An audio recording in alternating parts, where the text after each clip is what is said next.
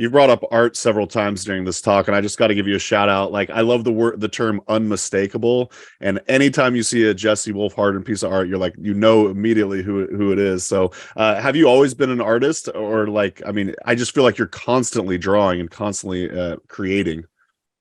It's probably my favorite thing to do, even ahead of writing. Which obviously, with that many books out, I take great joy in writing, whether it's nonfiction or fiction.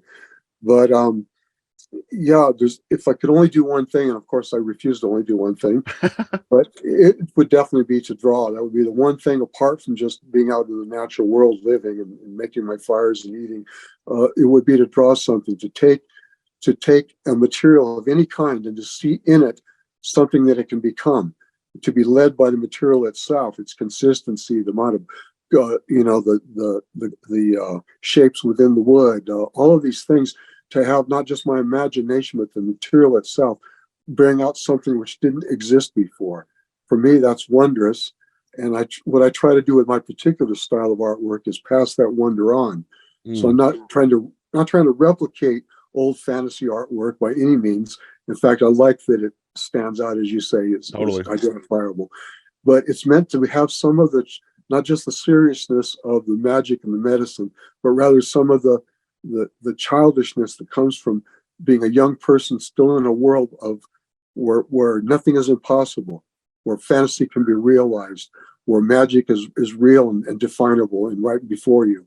And I want to transmit that. I want my art to be an illustration of the world that we can all return to, a world that's both real and valid and dangerous and wondrous, but also a place of magic and the unknown and the mystique. And so if I can suggest that in any small way, wordlessly, with no real thinking involved, just create with the hands something that has never been seen before, that somehow or other brings on a reminder of the magic and a prompt for delight.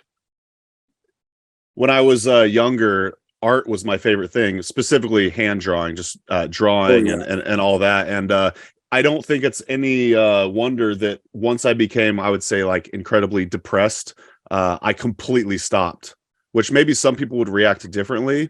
But for whatever reason, the creative spark just left. And then later I found, like playing basketball and stuff. And I claimed that was like a form of art for me, or like, I'd say like a dance or something like that. But Amanda's like recently re-encouraged me. She's like, you should pick up drawing again. I'm very hesitant, and I don't know why, but after hearing you speak on that just now, I'm like, maybe I should pick up drawing, because I was actually a pretty decent artist. My dad's a really good artist too, and I feel like it's something I have a pretty decent knack for. But I just wanted to mention that because, yeah, you do really have an unmistakable style.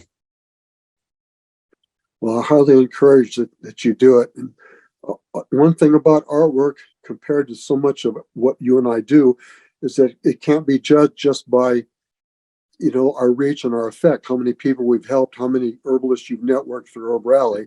Yeah. It's measured by the moment that you make the line on the paper. If nobody else ever sees it, and this is where I disagree with some people, the art does not require an audience to be art.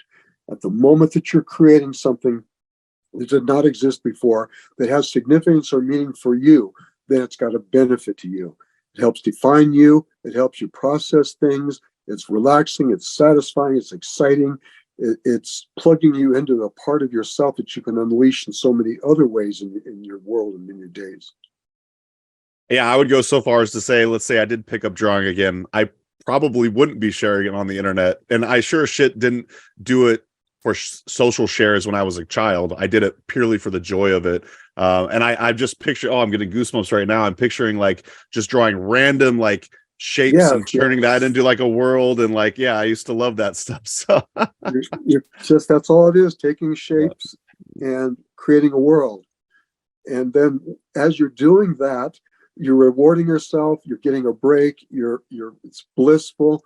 It's, you're enriching yourself, but you're also developing the creative part of yourself that you then do. Because in HerbRally, you're taking shapes that exist and you're recompositing them, mixing them up like into a new potion, taking, herbs that already exist, putting them all together in a way that then works to affect the world. And that's that is a creative venture that will be fed by every line you ever put to paper. And I insist that you get to it.